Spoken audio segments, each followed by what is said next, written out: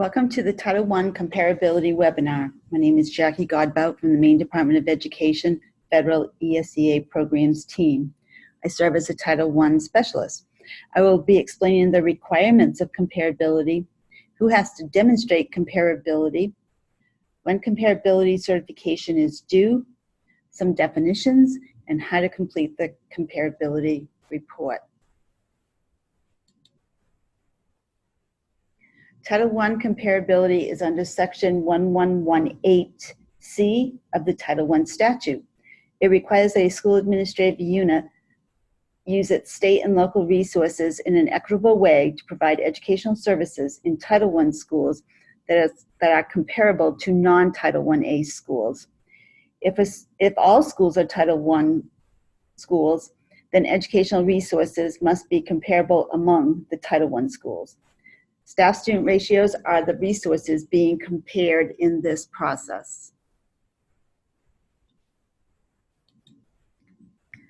Comparability must be met in order to receive Title I funds. If comparability is not met when calculations are performed, redistribution of resources must occur in order to continue receiving Title I funds.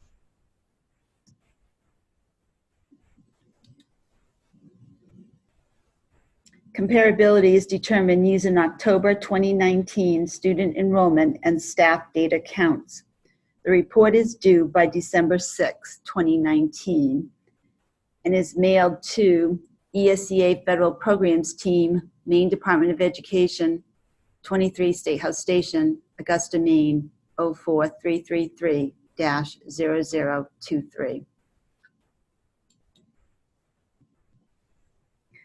The comparability report that needs to be completed and downloaded, along with other resources, are located at the following website: www.maine.gov/DOE/learning/comparability.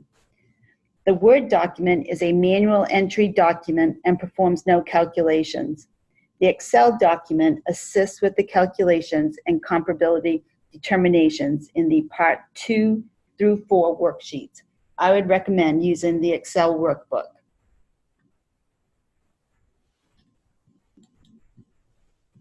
The next few slides will outline the use or definitions of the following terms as they relate to the different worksheets in the comparability report. We will review grade span and group size terms and apply them to Part 1 worksheet. We'll then review full-time equivalent and instructional staff terms and apply them to Part 2 through 4 worksheets. Next, we will review the source documentation requirements.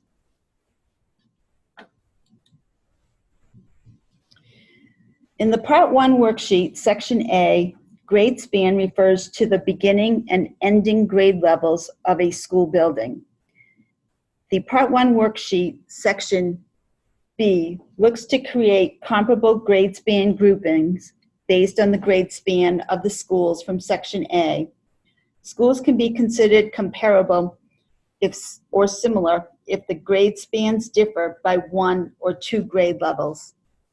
For example, if the grade spans from Section A schools are identified as K2, K3, and K2, 3-5, 6-8, 6-8, and 9-12. The K3 and K2 schools are only 1 grade level different and can be considered comparable for the K2 grade span. If one of the schools had a PK grade level, it could also be considered comparable with the K2 grade span.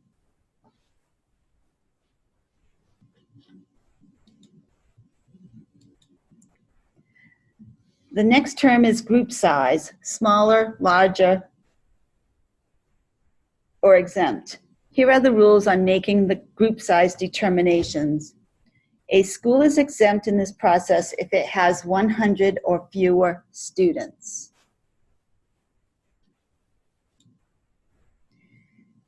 A single school in a grade span is always classified as smaller. For example, if there is only one high school with 2,000 students, it will be classified as smaller.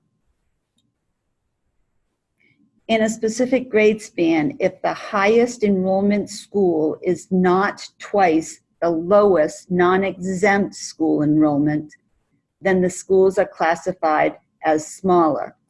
For example, K-3 schools with the following enrollments of 91, 132, and 200. The school with 91 is an exempt school and is not considered in this process. Is the highest school enrollment of 200 twice the lowest non-exempt school enrollment of 132? No. Therefore, the schools in this grade span are considered smaller.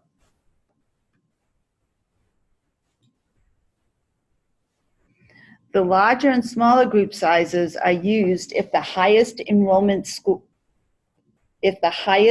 enrollment is twice the amount of the lowest school enrollment. For example, there could be K-5 schools with enrollments of 125, 175, and 320. Is the highest school enrollment of 320 twice the lowest school enrollment of 125? The answer is yes. Therefore, the 320 school is determined to be larger, and the 125 school is determined to be smaller. If other schools exist in that grade span, they would be placed in the most appropriate smaller or larger group size based on the enrollment. For example, which group size would the school with an enrollment of 175 go? Sometimes it is clear based on the enrollment number to determine group size. Other times it may not be so clear. I would place the 175 school in the smaller group size. But if the enrollment was 205 instead of 175, the determination of the group size would be more difficult and could be declared either larger or smaller. But the district would have to make that decision.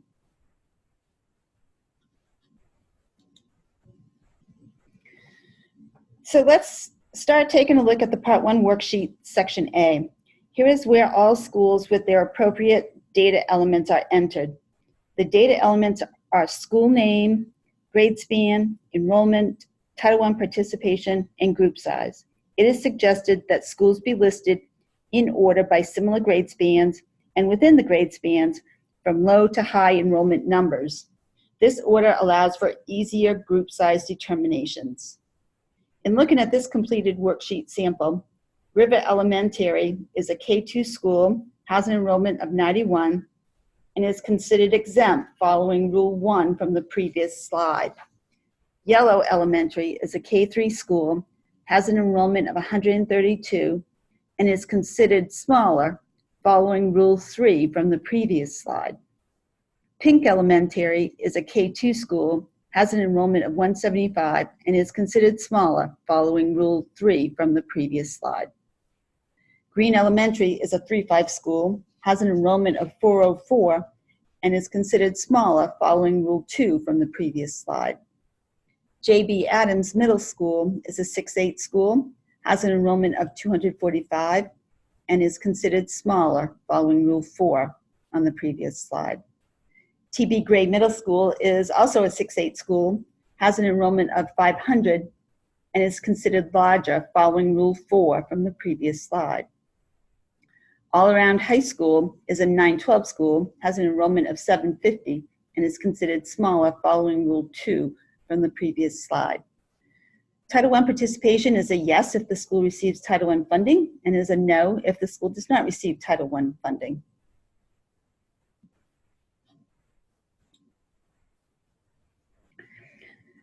This next slide is taking a look at the Part 1 worksheet, Section B, where comparable or similar schools are grouped together to determine if there are 2 or more schools in a grade span that are a similar group size to be compared, and to determine the other worksheets that will need to be completed.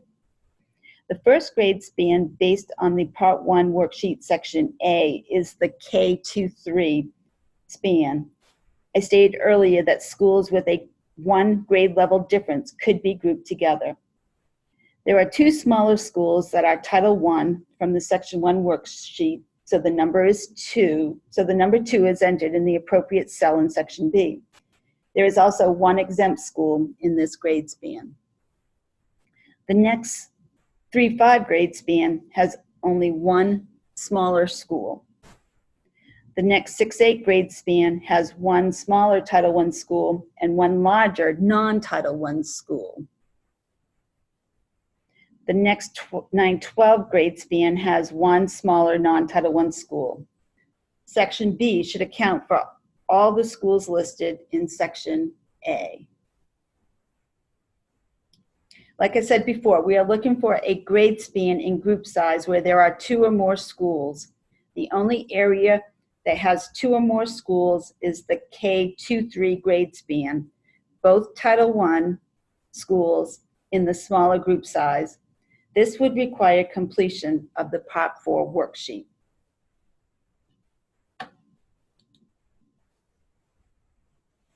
Let's review the rules for worksheet selection for comparability calculations. When no grade span and group size with 2 or more schools exists, you would submit the cover page and Part 1 worksheet. When a grade span and group size has 2 or more non-Title I schools only, no further worksheet is necessary for that grade span and group size. Submit the cover page and Part 1 worksheet. When all schools in the grade span and group size with 2 or more schools are Title I schools, use the Part 4 worksheet. When there is at minimum 1 Title I school and 1 non-Title I school in a grade span and group size, use Part 2 worksheet for the non-Title I school data and Part 3 worksheet for the Title I school data.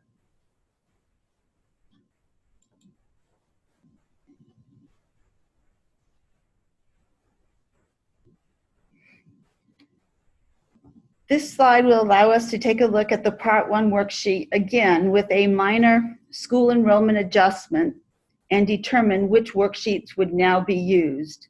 The only change is in the TB grade middle school enrollment from 500 to 400. The group size would change from larger to smaller because it is no longer twice the enrollment of the lowest school enrollment in that grade span.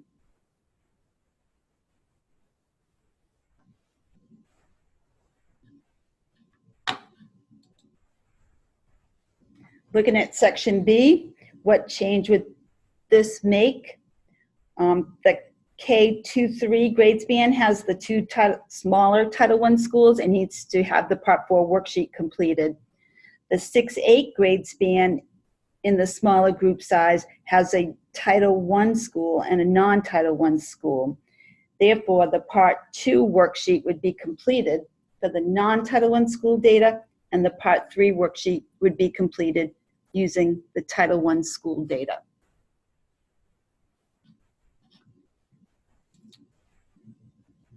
Before moving on to those Part 2 through 4 worksheets, let's review a few more definitions or terms relating to staff. These terms will guide the staff counts used in the worksheets.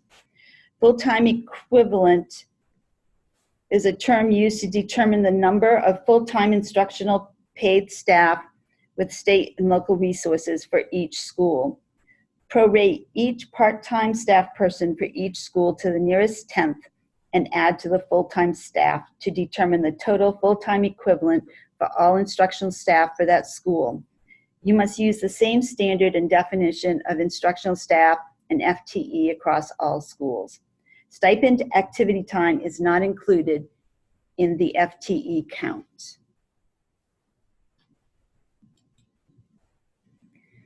Instructional staff to be included in the count are staff members who render direct and personal services that are in the nature of the teaching or the improvement of the teaching and learning situation in a school. The term includes principals, librarians, guidance counselors, social workers, teachers, including art, music, phys ed, foreign language, etc.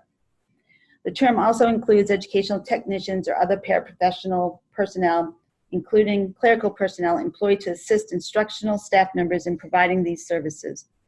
Remember, these are staff paid with local and state funds. Instructional staff excluded from the count are staff positions paid from federal funds such as Title 1A or class size reduction. Special education and ESL staff, regardless of funding, are not included. In addition, any staff person paid with local funding who is providing Title I-like supplemental services to identified students in a Title I or non-Title I school are not included in the instructional staff count.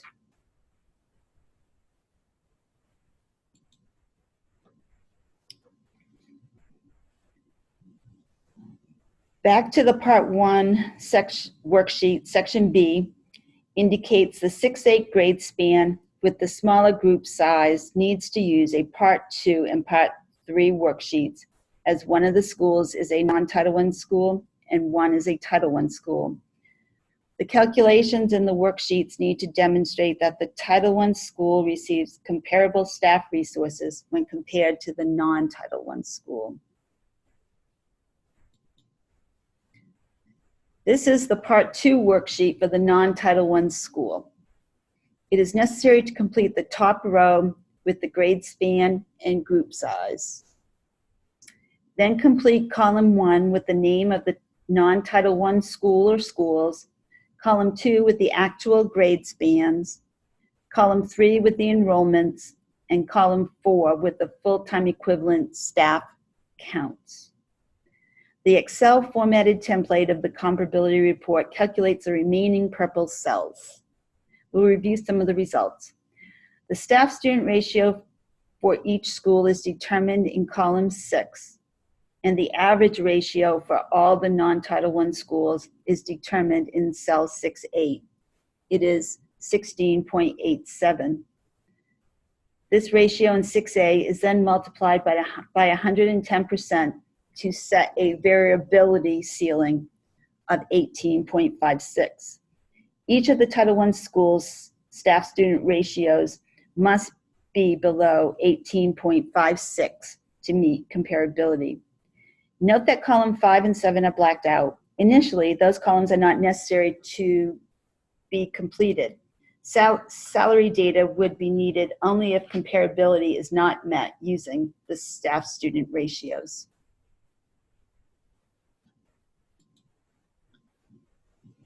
This is shown the Part 3 worksheet for the Title I schools. Complete the top row with the grade span and group size. Then complete column 1 with the name of the Title I schools, column 2 with the actual grade spans, column 3 with the enrollment numbers, and column 4 with the full-time equivalent staff counts. Remember, the Excel formatted template of the comparability report calculates the remaining purple cells. We'll review some of the results. The staff-student ratio for each school is determined in column 6. The variability ceiling of 18.56 from the Part 2 worksheet is brought forward to cell 6B. Each of the Title I schools' staff-student ratios must be below 18.56 to meet comparability. The J.B. Adams Middle School has a ratio of 7.25, which is below 18.56, and therefore meets comparability with a yes in column 8.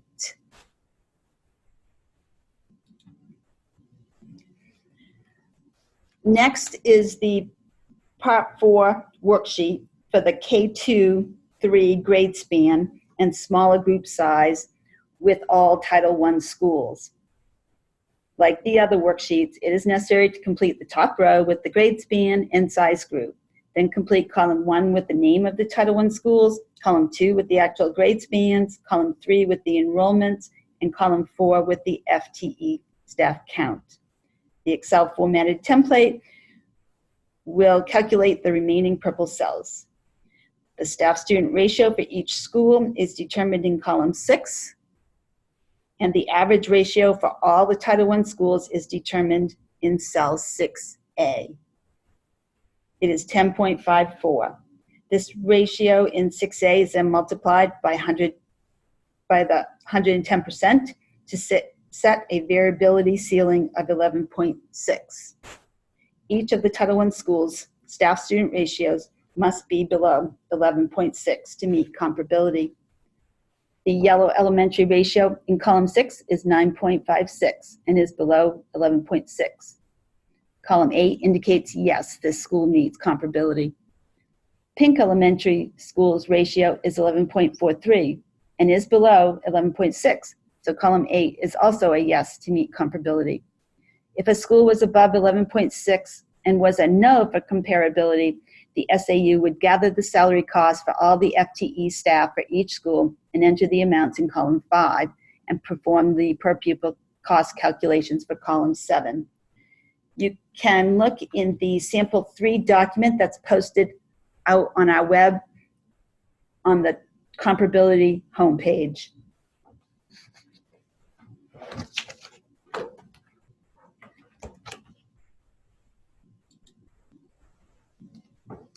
We will now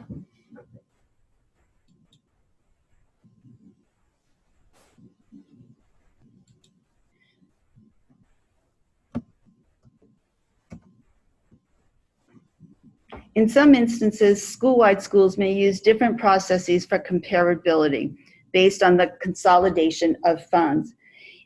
If the SAU only virtually consolidates and keeps all expenses and revenues in their appropriate fund accounts by title, the regular comparability processes would be used. If the LEA cannot distinguish staff paid with local funds versus staff paid with federal funds, use a percentage of Title I funds at each school as compared to local state funds, and then reduce staff from the comparability determinations based on the percentage of federal funds used.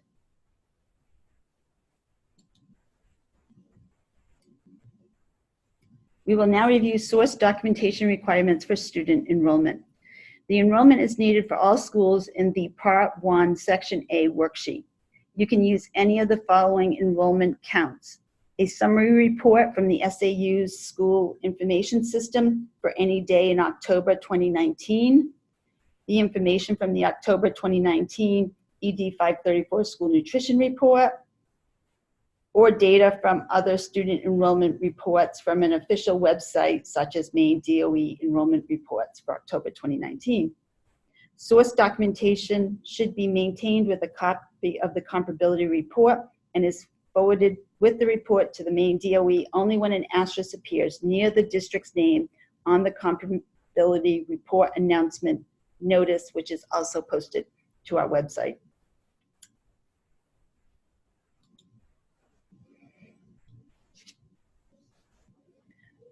Source documentation for the school level staff is needed only for those schools requiring calculations on the Part 2 through Part 4 worksheets.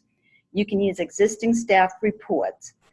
Staff listing should be by school and contain staff name, position, and full-time equivalent. If the FTE is not on the source documentation, each staff will be considered one FTE unless something different is written.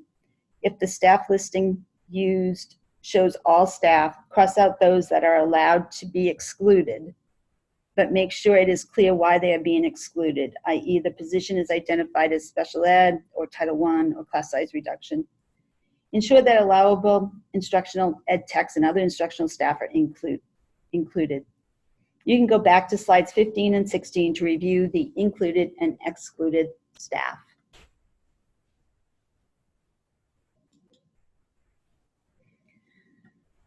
A few of the errors that we see include if using the manual Word document, the cell 6B from the Part 2 worksheet is not transferred properly to the cell 6B on the Part 3 worksheet. Sometimes people will recalculate the 6A and B cells. Salaries in column 5 are necessary only if a school does not meet comparability using student-staff ratios. SAUs spend time completing this information in section when it is not necessary. And then many times we receive the district's comparability report and it's missing the source documentation.